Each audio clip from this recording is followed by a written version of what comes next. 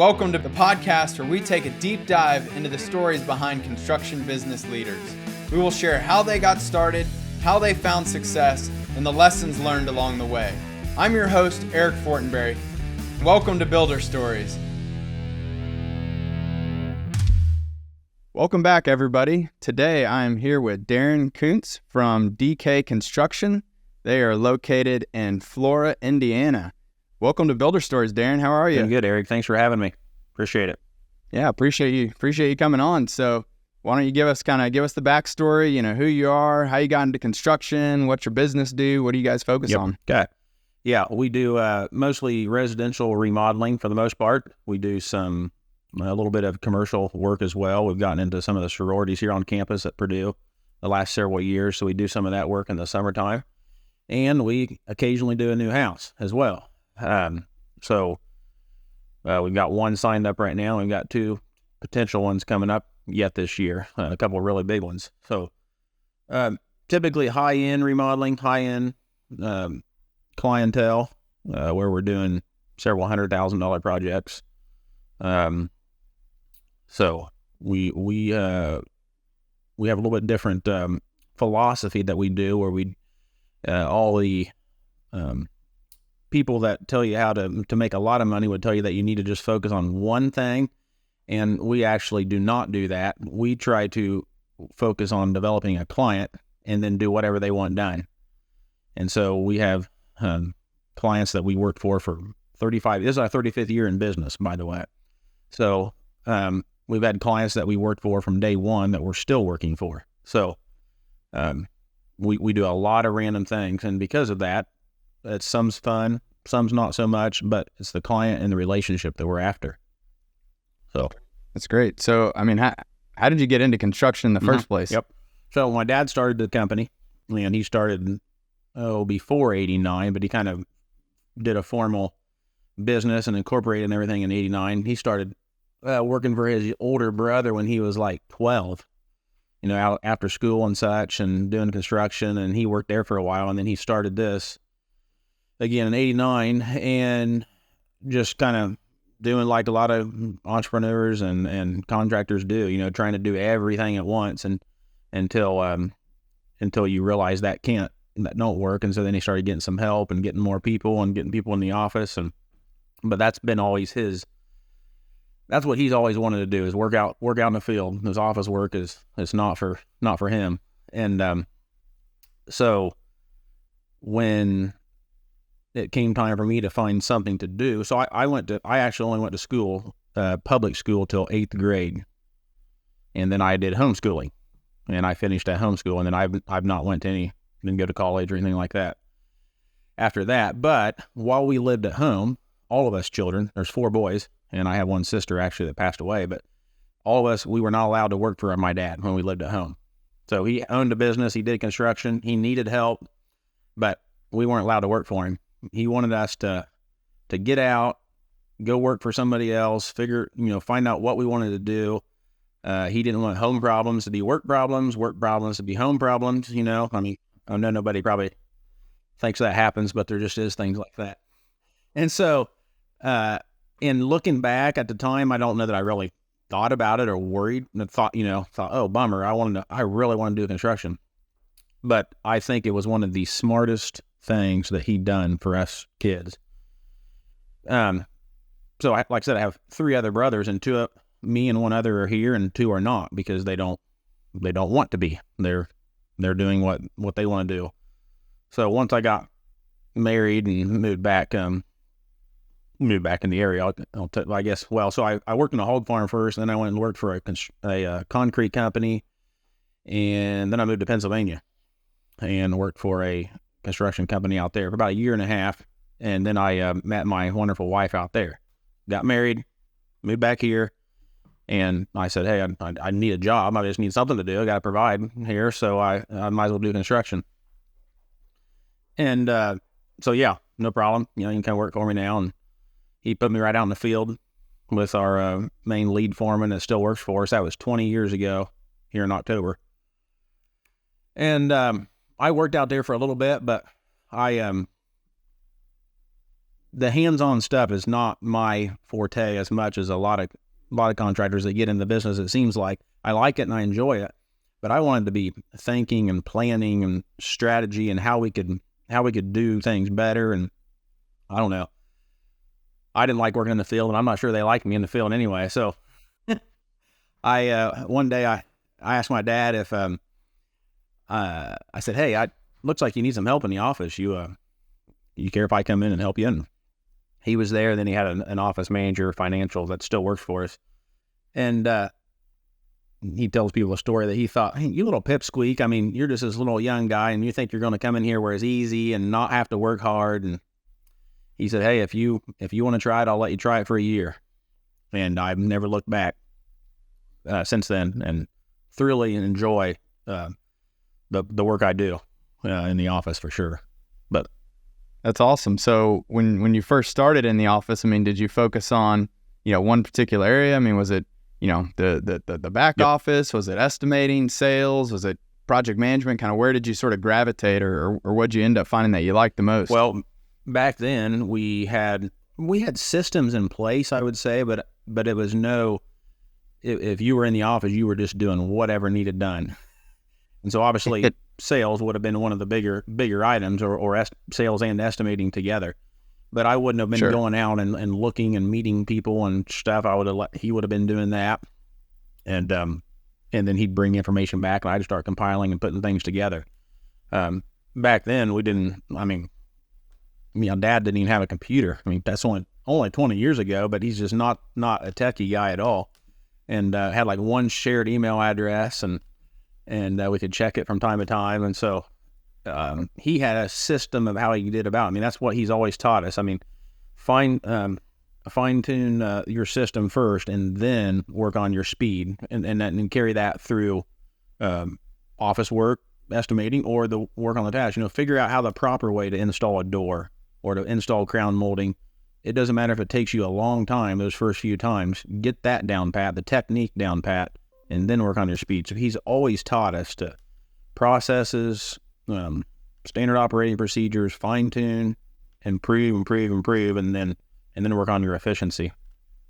Oh, Nice. I'd say that's solid advice. It really is. And you probably know how it is. You don't always think about that when you're going through the learning phases, but when you stop and look back, you're like, wow, that made a lot of sense. So I probably did more just whatever he needed done for me, putting quotes together, gathering quotes for vendors, subcontractors. Sure. But he would have still been the face of the company at that point, and has been until the last, I don't know, 5, 6, 7 years, where it's now moved into me doing more of that, and he's Gotcha. not involved in the day-to-day operations at all really anymore. He's not that old. He's only 63, so he's not very old. But like most entrepreneurs, he's got 3 other companies that he started that he's running, and we all work together at it. And they'll probably be taken over by some of us at some point here. But so Sure. So what does the organizational structure look like today? I mean, how have you organized kind of that office crew, Yep. if you will? So there's we've got an office manager / financial, we call him. I mean, he kind of he considers himself just a bookkeeper, but he's way more than that. And then I've got 2 other gentlemen that work in here, Jesse and Denver, that will help with project management, estimating, drafting. And then at the beginning of this year, I did something that I hired Stacy, actually as the first female to work here, as my kind of administrative assistant / helping everybody out. And she has taken a tremendous load off of my plate. I think I feel like a different person some of the time, just not quite so stressed out. It's just been amazing. Take care of all my appointments and scheduling everything. I would say for anybody else that might be thinking that it's a huge leap, and people said that's what I needed to do, but I was like, I can't, those are things I can't let go. But it's been truly a blessing. It's been amazing. So what is there? There's 5 of us in here all the time. There's 25 employees altogether. So we got 6 crews that are running. One of those crews would be dedicated to our mill shop. We have a separate mill shop that does cabinetry, millwork, of anything that we need to be done for projects. Every once in a while, something for another contractor. And then we have 2 full-time people that are just in our shop. So maintenance on all of our vehicles and all of our fleet and equipment. And then we own the building where we're at here. There's about 80,000 square feet in our building. So, wow. And we lease some of it out, but we probably use about half of that for ourselves. We're actually adding on to our shop and adding on to our office right now. So, wow. It takes a lot of keeping a lot of balls up in the air. And if it wasn't for the guys that I have in here helping, I wouldn't be able to do it, at all. Sure. So are all of your field guys, are they all employees, or do you use any trade partners, subcontract anything out? Yep. So we have DK Construction is doing a little bit more. It seems like every couple of years we kind of take on another trade, or at least do some of it, because we can control the quality and we can control the schedule. But as a general rule of thumb, we used to just do carpentry, rough and finish carpentry. So if it was framing, demo to framing to trim, we did all that. Well, as we've developed and gotten bigger, and I'm going to say gotten bigger, somewhat, I don't know, organic kind of seems like a buzzword, but we try to do good work, and so then more work comes, and then we need more people, and then we get more good people, and then we need more work, and so it just kind of all builds on each other. 10 years ago, there was probably only 12 people here, so we've almost doubled in size. So we do excavation now, we do concrete, we do all of our own tile work, ceramic tile, we do all of our own hardwood floors, we do a lot of our cabinetry work now, but then we use subcontractors for all the other items. So all the mechanicals, gotcha. Drywall, painting, guttering, all those kind of things. We have trade partners that we have worked with, some of them for about as long as we've been in business. And one thing I think that helps us a lot is we're very, very loyal to our subs. We try to be. So they're not competitive bidding against each other ever. If we get the job, they get the job. So that's great. Try to treat them fair, pay them on time. So how many jobs are you running at one time? It depends on the size of the job, obviously. We have a remodel project right now that's over $1 million just a remodel. So that's a big job. That foreman is running just one job. The others might have 2 to 3, depending on the size of the project. So that'd be 6. So there could be anywhere from 10 to 15 at a time. Okay. At a time. Man, $1 million remodel. Tell us about that job. That sounds like a big one. Well, it's a couple that just moved back into the campus area here. There's a few areas on West Lafayette that kind of our sweet spot. If we could work in there all the time, we would, but it don't always work that way. And they bought the house, empty nesters, and they would just like to fix it up just like they want it. It's not going to be worth that when they get done, but they know that. They're willing to put the money in it. And yeah, we're adding on a little deck, but other than that, it's just a complete interior remodel. And wow. Just everything is just a little bit nicer than the normal, I guess. So. And how did they find you? How did they select you? I assume they probably went through a process and looked at multiple contractors. I mean, what do you think did it for you to win that size of a job?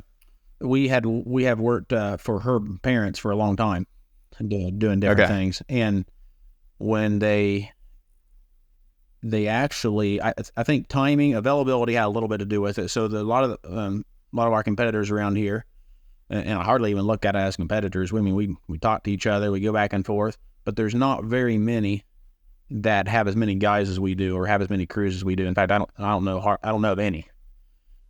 Just right here in the immediate area. And so our availability is a little more flexible. I mean, we can shift, we can move, we can say, hey, these are not quite ready, these are. I think that had a big part to do with it. But I think the biggest part is just from day one, we're trying to build that relationship with the people. And I am the one that goes out and makes those first several visits, and then I start getting an estimator to help out and take it over from there. But I'm there to get to know the people, and yes, I want to know what they want done, but I am there for the first little while to talk about them, and what their needs are, and how they live. Do they have children? Do they entertain? And I try to figure all those things out first, find out things that they're interested in and talking about that, and just start building a relationship a little bit. Because when we get done with a job, first off, we want to come back, but we want to be friends. And yeah, we don't hang out every weekend, but we go to their weddings, children's weddings, and we go to we do things. We almost consider them more friends than a client. Yeah, I love that, man. I absolutely love that, and that's the same approach I have with our customers. Like, I want to befriend everyone. Yep. It's so much more than just that client relationship. It's like, you're a partner, you're a friend, you're somebody that like I genuinely want to talk to and keep up with and hear how things are going. Like, that's such a great approach, and I think that really helps to build those loyal customers that when they need that next project done, well, it's just a natural they're going to call you because you've probably already been talking about it. Well, and so why they choose us. Another thing is, I'd like to say never, but it's probably every once in a while we do a competitive bid. If there's somebody else bidding on the project, I'll usually try to find that out, and we're just not interested. Because I know this is not across the board. Some people might not agree with me, but it's mostly because of money is what it about boils down to. If they're wanting is what it seems like, and just like we're not the contractor for that. If the cheapest, so yeah. We have 3 qualifications to be a client, and I don't usually just tell them this. If we get to really know them, I do. If I share that with them. But my dad came up with it a long time ago, and they're very, very simple. And you just got to be nice. You got to want the work done right, and you got to be willing to pay for it. And so we're trying to kind of interview them, for that, because, everybody thinks they're nice. Yeah. But not everybody is. And there's just enough nice people to work for, very pleasant, enjoyable people to work for, that it's like, it's not worth why go in the relationship. And so anytime it seems like, and we have before overlooked one of those qualifications and said, times get a little tough. Hey, okay. There's just a problem every time, it seems like. And it always, probably mostly our fault.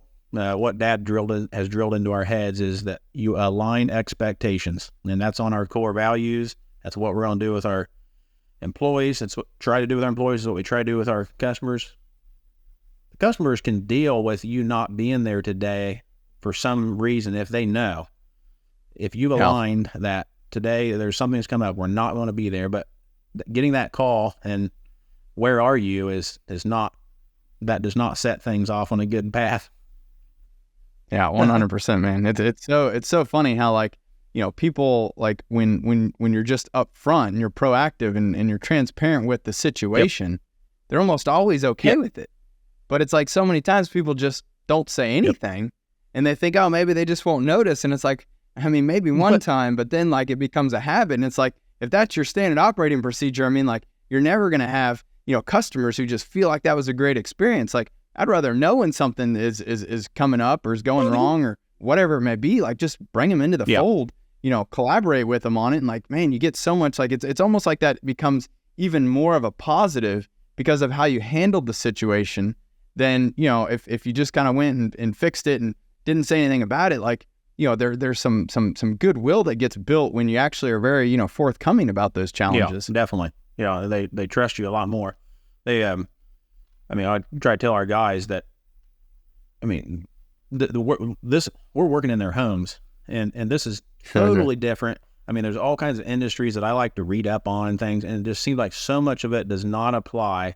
There's bits and pieces, but so much of it does not apply to the contracting industry, residential side, because, and even for us, this is just a dirty job site. Well, no, it's a person's home. They're living here. It's the biggest thing they've ever bought. and it means everything to them. So we have to treat it with respect. You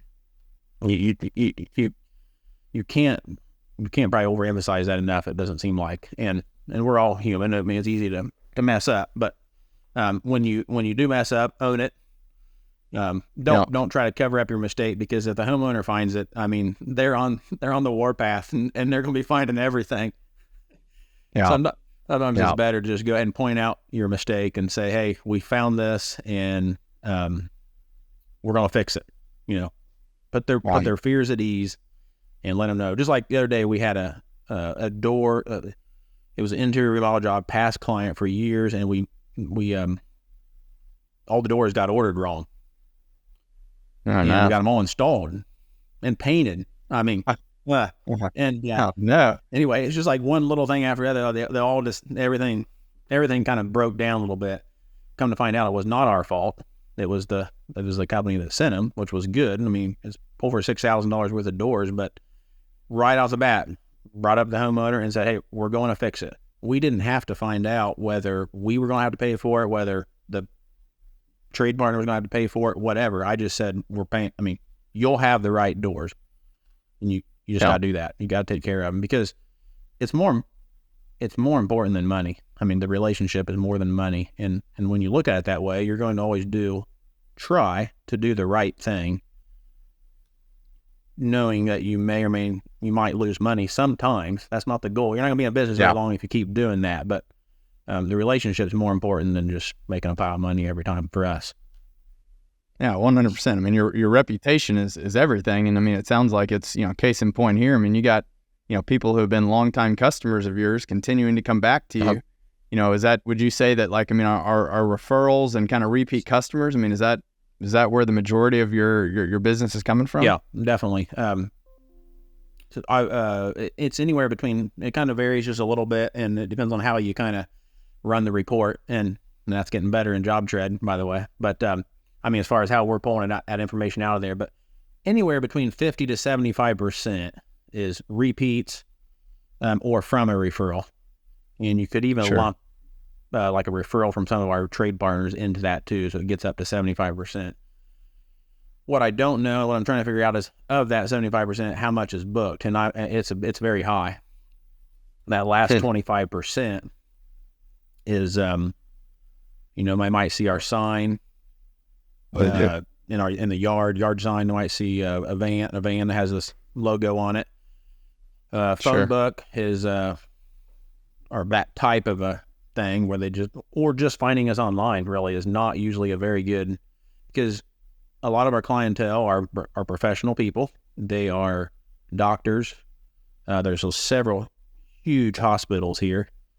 Purdue employs, I don't know how many people, but a lot of our customers, which I know they lost on Sunday night, but anyway, they tried.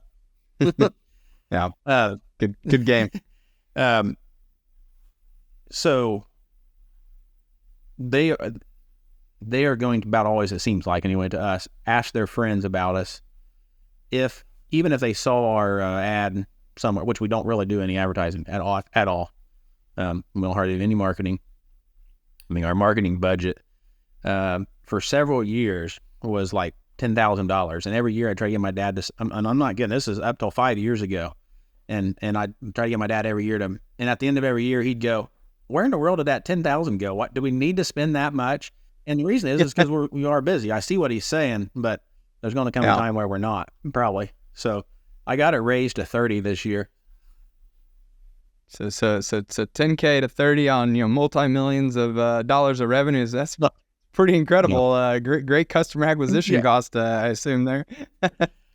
but it's we say we don't advertise, but you know what? I tell our guys, we're all salesmen. When you're on the job, you're a salesman, and what you look like, how you talk, how you respond to the customer is doing way more than what we can do. Yeah. So I'm curious, Darin, I want to kind of take a step back here. So what, it sounds like you kind of came in and just sort of naturally started taking over, parts of the business side, of your company here. I mean, like, tell us more about the transition from, I mean, your dad's running it, old school, no computer, to, you guys are now like, fully, like 100% implemented on JobTread. Like you guys have like implemented like, I'd say, probably more than most of our customers. I mean, how did you make that transition? I mean, how have you taken this company, 35-year-old company and been able to kind of make, go from one end of the spectrum to the other? And, what were the keys to that? Like who was the champion? I mean, who decided that we needed to start implementing a construction management software? Like how did you, how did you make all that happen? Probably one of my least favorite sayings is, well, that's just how we've always done it. And as we have grown and got bigger, it's just a given that we have to get better systems in place. So as far as who's done it, I don't know. I don't like to take the credit just for myself. It's been a team effort, but I've been the one for sure driving and pushing behind it to try to make something happen. But it's not that I had pushback or there was anybody here that didn't want to do that.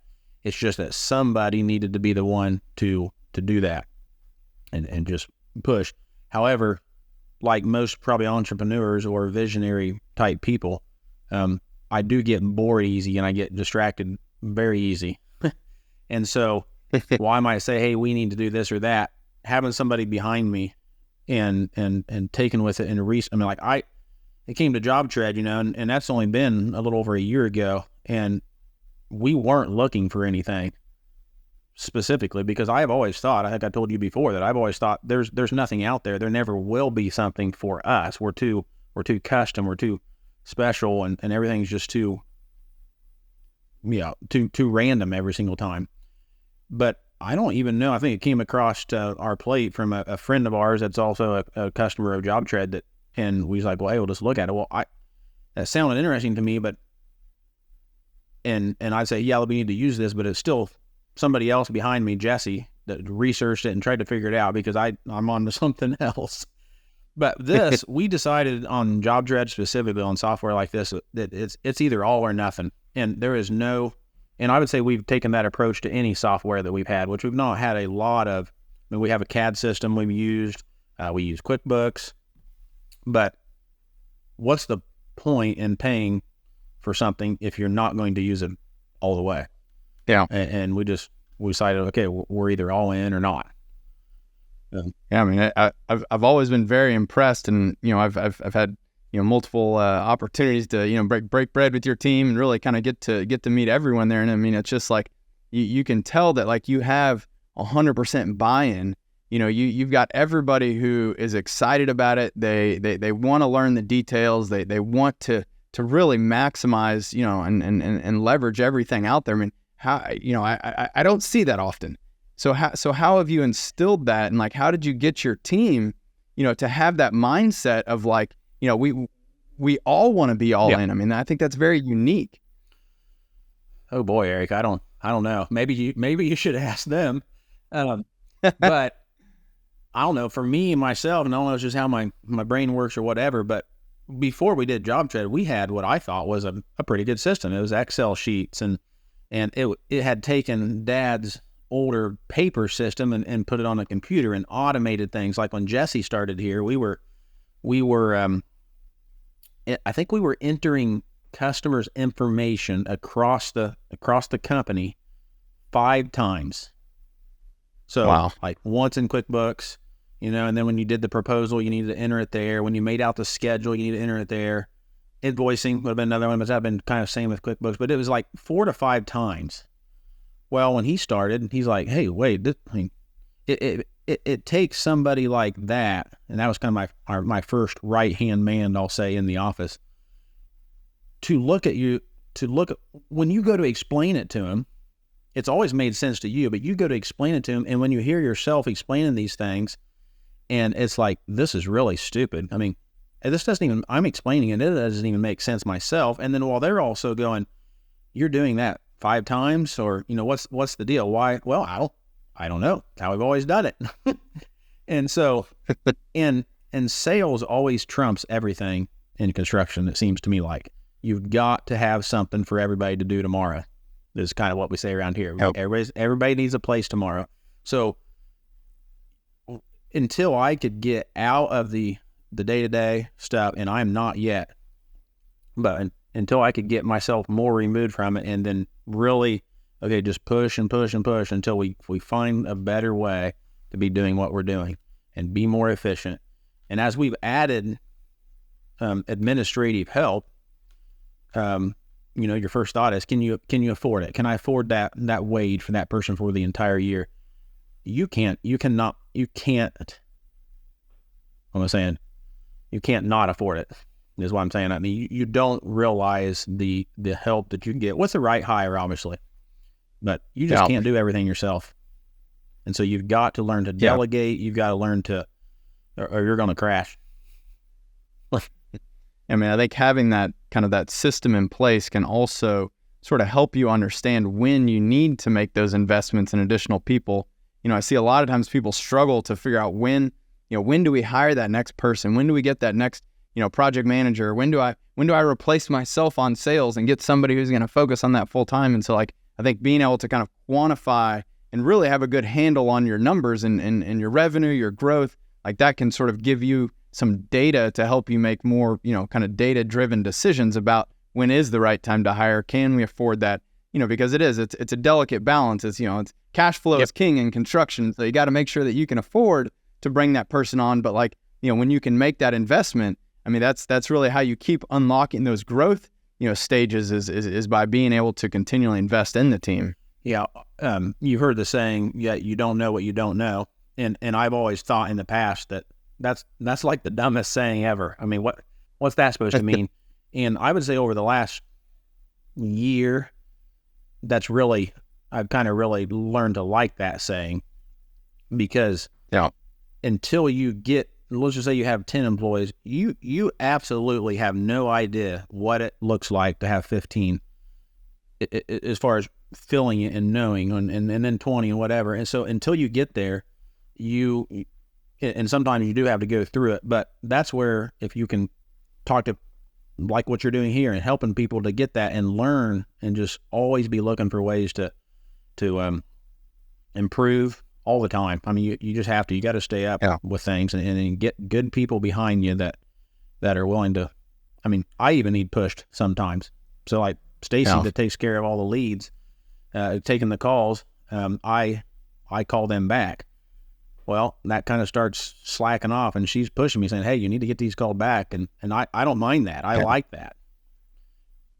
Definitely see a lot of fear of the unknown, and so, I mean, we have just, probably hundreds of solo owner operators on JobTread. And, I see every day, like they're struggling to scale the business because they're trying to do it all. They're trying to wear every hat. They've got more business coming in than they can actually service.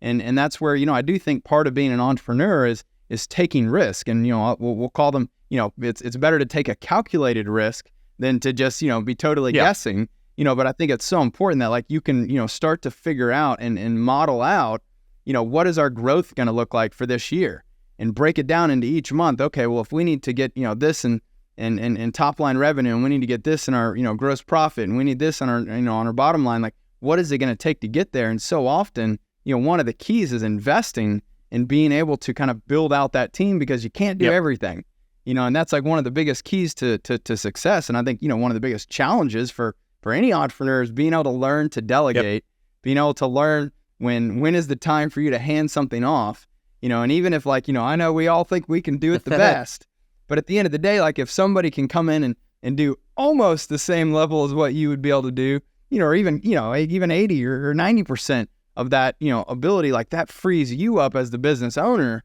to be able to go and focus on, other things, and focus on, the much bigger picture, instead of being stuck in that day to day, trying to do every single role, or even just trying to do one role, to ultimately grow. Like it's so important that you can see that bigger, that bigger picture. And you're exactly right. This is why, we created Builder Stories, is so that other entrepreneurs and other business owners can see what it looks like to reach that next level and that next stage. And you guys are obviously a great example of a very successful business that's been able to build the team, build the processes, the systems.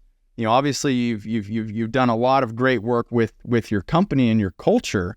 And I love to learn more about that. I mean, how have you facilitated this I mean, I can tell when I meet your people, they are all in. Like, they are just so passionate about what you guys are doing, and they're so, just like loyal and excited. They're genuinely excited to be part of your team and to be working for you. So tell us about that. Like, how have you, what do you do from a culture standpoint? How often, do you guys meet? Do you train your guys? Like, what are your incentives look like? I mean, how have you built such a great team, Darin? Well, before I start, I would say I noticed the same thing about your employees, Eric. So they seem to thoroughly enjoy working there. So yeah, first off, everybody comes here every morning, so we get to see everybody. We didn't used to do that because we just had a shop at my dad's house. We actually were in an office trailer temporarily for 12 years, and I'm talking 3 people in the size of my office right now. It was temporary for 12 years.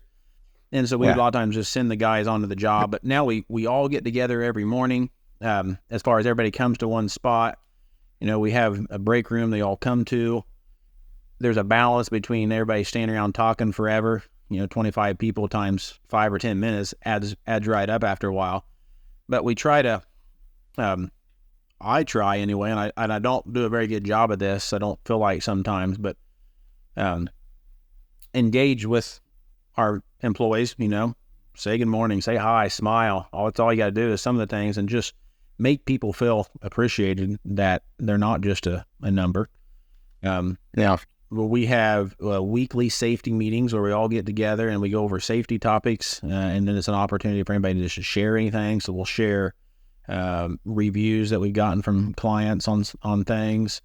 And then every other month we have a company breakfast. So we meet we have a whole agenda of things we go over. I think a lot of those things, while the pay is extremely important, and we like to think that we're at the top of the pay scale, until I look at everybody's wage and I think, we got to go back up. It just seems like these last couple of years, you can't hardly keep up with wages. That's been one of our biggest struggles. Most people in the past we have hired have been from our community that we would already know, but we are starting to deplete that, and it is active conversations which makes the culture so much more important, because we want to maintain that culture. And I'll just say, there might be people from our community that don't fit the culture. Just because they're from somebody we know, don't mean they fit here. Yeah. But that's extremely more important. We are. While I think we have a lot of things figured out, I think we have a lot of room for improvement. And so in about 6 or 8 weeks, we actually are starting EOS. I don't know if you know what that is or not. Probably do. So an operating system for us, and that's going to really fine tune, I feel like, our culture more, and our methods and our systems. And so I'm really excited about that. So while I feel like we have a lot of good, I think we can do a lot better. I think, Darin, that's one of those things that, that's how I know that you're just an awesome leader, is that, you're always looking at, let's not get complacent. Let's not sit back. Yeah, things are going good, but like, how can we keep improving? It's that desire to continually improve that I think, it's just that it's an intrinsic thing that, that naturally like just motivates and drives people. And those that have that drive, that's what you're doing. You're continuing to build a better and better business, and all of the challenges that, going from, sub $1 million to, hitting that first $1 million to 5 million to 10 million, like it's a whole different set of challenges that comes at each of those different, milestones. And again, I see a lot of times people just, they get hit by that brick wall of like, it's a whole new ball game. We're going up from the minors into the majors, but then I see people like you who you're naturally like, excited about it. And you're just like, you want to say, okay, well, what can we do now? Well, okay, we're going to go and we're going to implement EOS. We're going to go and we're going to figure out how to get to that next level. And it's just like that continual, focus on improvement is so important. It can be easy. And I see this all the time, contractors, they get a big job, they get, a couple big checks, they got, hundreds of thousands of dollars sitting in the bank, and they think, oh man, we're we're cash rich right now. And it's like, well, hold on, you gotta, tomorrow you might need to pay out all those bills, or whatever it may be. Like, you can have a good run and a couple good months, but like, you can't get complacent. Like, you got to always be thinking about, what's next and how do we keep that, that pipeline full. And just like you said earlier, I mean, like, sales is the most important thing. I mean, it's the lifeblood to any business. How are we going to keep these guys busy? How are we going to keep the engine going? How do we keep the lights on? It's like, you got to make sure that somebody's always focused on that. And, another thing that you said that I really love, Darin, I mean, like, so you have a daily meeting every single day. What time is that at? Also, so when all employees get here, it's not necessarily a meeting. It's just that we're all here kind of in the break room. We can kind of catch up a little bit. But then we do have every single day, we have a morning, what we call a morning huddle or morning meeting at 8:30. All of us here in the office. Okay. Stop. We go to our smaller little conference room.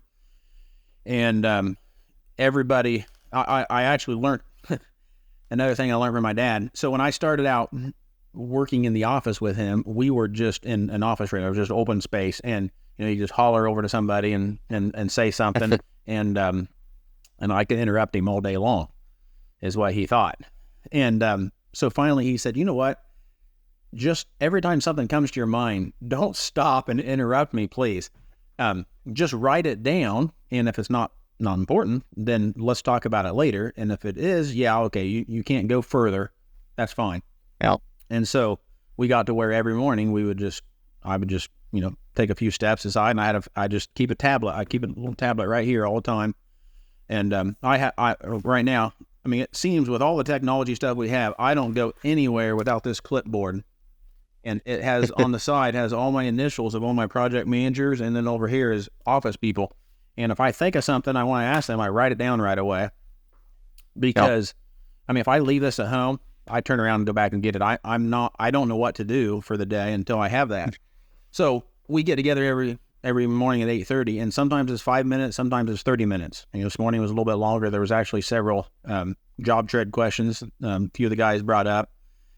And I told them that I would hijack this and we'd talk about that instead, but just and so we just go through. We just go around the room. Do you have anything? Yes, no. We go over it and we get back out. And so we're all working together every day. And if there's something, we're going back and forth. But this one time to put all your questions together, and then it really helps, I think, that your question, while maybe nobody else has thought about it, they learn something from that too. Because there's times where, like, I'm thinking, well, is it really necessary that all five of us stay sitting in here? Well, hey, I mean, just a half an hour, and you're going to catch something that maybe you didn't know. You learn. Yeah. For us, it's probably JobTread mostly related, because that everything lives there. I mean, we just bought this huge expensive server at the beginning of last year with all of our stuff, and I think we don't need it hardly anymore. I don't even go on the server anymore. So yeah. I mean, I think that is really important, that, and I'm a big believer in, face-to-face time. There's just some energy that when you get everybody together, it creates this excitement and this energy that, like, can motivate and fuel others. And so, I mean, like, we're 100% in-office company. Like, we don't have anybody working remote. Like, we just don't do it. We're not interested in it.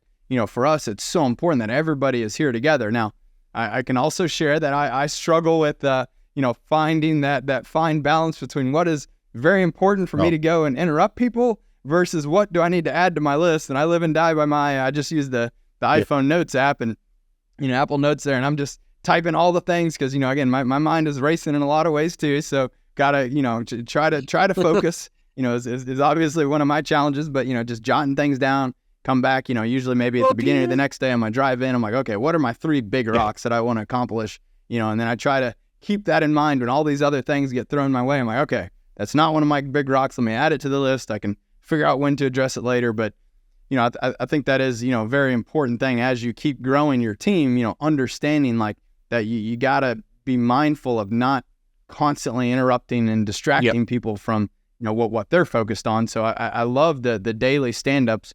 Some of our teams within JobTread, I mean, our marketing team, every single morning, they have a stand-up, and it's a great way for them to just kind of get on the same page. Hey, what's everybody working on? What challenges you had? Is there something that, that someone else could help you with, or what do you need? I think that's a good way to really kind of have that, cohesive team.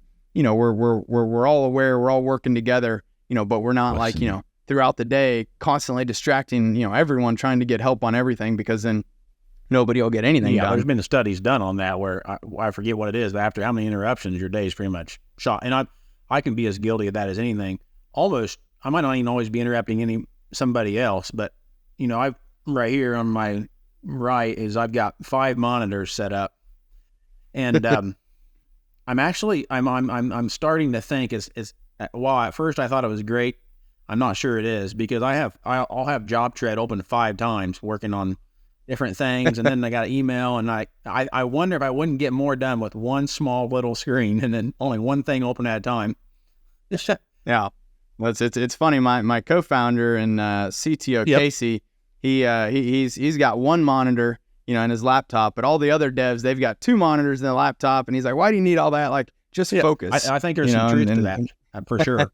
Yeah, because there's so many things that distract you, and that's where.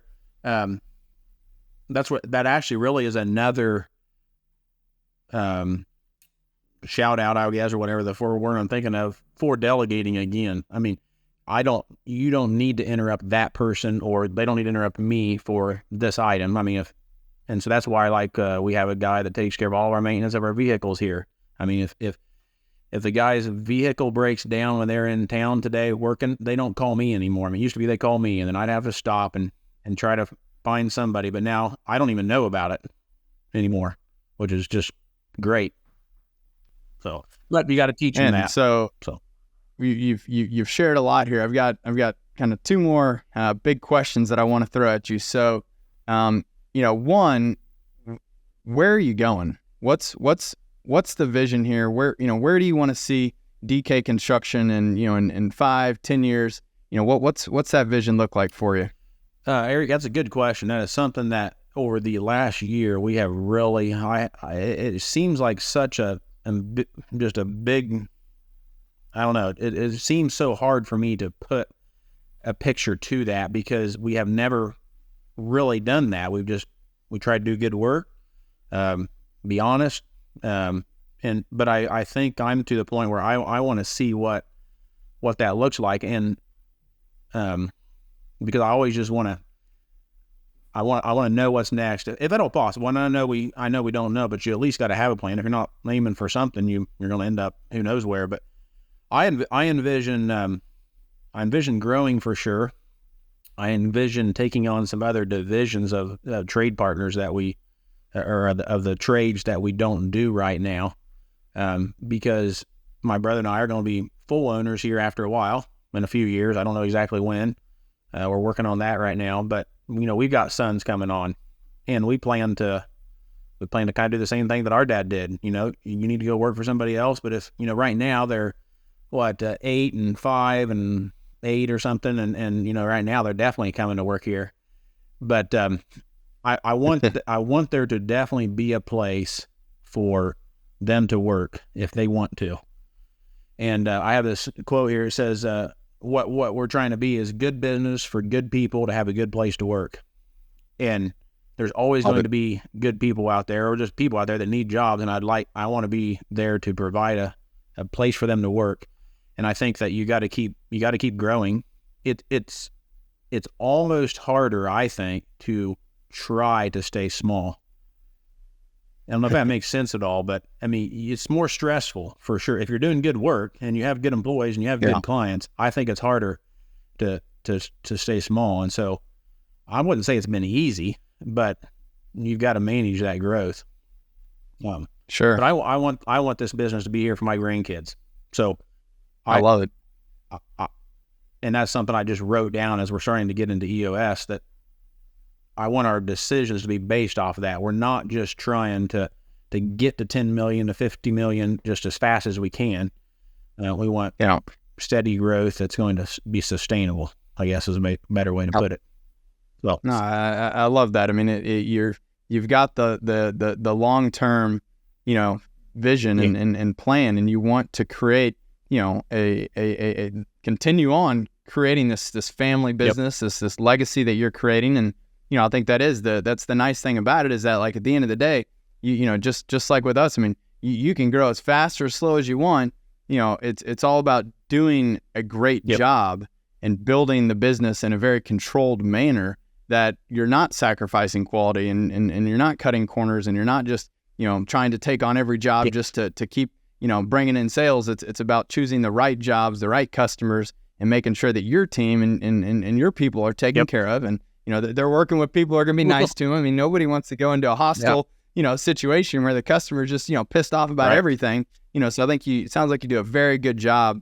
And I think having that kind of that plan and that vision to create, this company that will stand the test of time. And obviously your dad's done a phenomenal job building it, and over the last, several decades. But, I'm excited to see where you guys, keep taking it. And it's always interesting to see how, things change from one generation to the next. And so, who knows what your kids will be implementing when they take over, but it'll be super interesting. Well, they my 8-year-old son, that probably not quite as much right now because we've been a year into it, but I mean, they're doing JobTread stuff. They're wanting to learn how to do JobTread. That's all they heard from me for a while.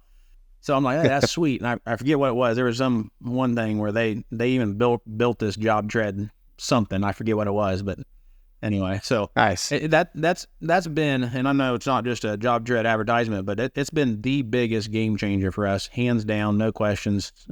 Especially when we weren't really looking, but it's fine tuned our processes so much. I mean, I bet it saves several hours per job just on, like, on the server. We had stuff on servers, like you had to go put stuff there and make sure it was there, all this stuff. Well, now it's got to be somewhere, and it's on JobTread. That's where everything lives. And Anna, there at Job Connect, I remember her telling me that, so you kind of go off the fact of, if it didn't happen in JobTread, it didn't happen. And I said, that's what I tell our subs, because as excited as we are about it, we've got to get them on board. And when we do, we've done training with our employees, our vendors, with our employees. Actually, just this morning in our weekly morning meeting, we implemented. It has come up to every Friday morning we're going to be sending out a weekly tip about JobTread to our vendors. Nice. And today I told Stacy, I said the first people that reply get a $10 gift card. So we'll see what people start not reading stuff, and we'll see if they read it.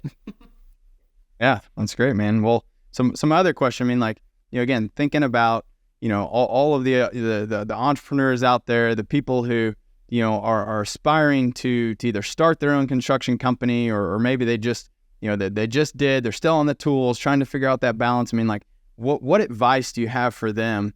What do you wish, you would have known, many years ago when you really, started taking over and transitioning this business? Like, what lessons do you think were some of the hardest, things that you've learned that maybe you could share with them to help them sort of, do it a little bit quicker and not have to take as many hard knocks? I don't know. I feel like I really feel, and probably the older I get, the more I think that I'm pretty spoiled to what I came into.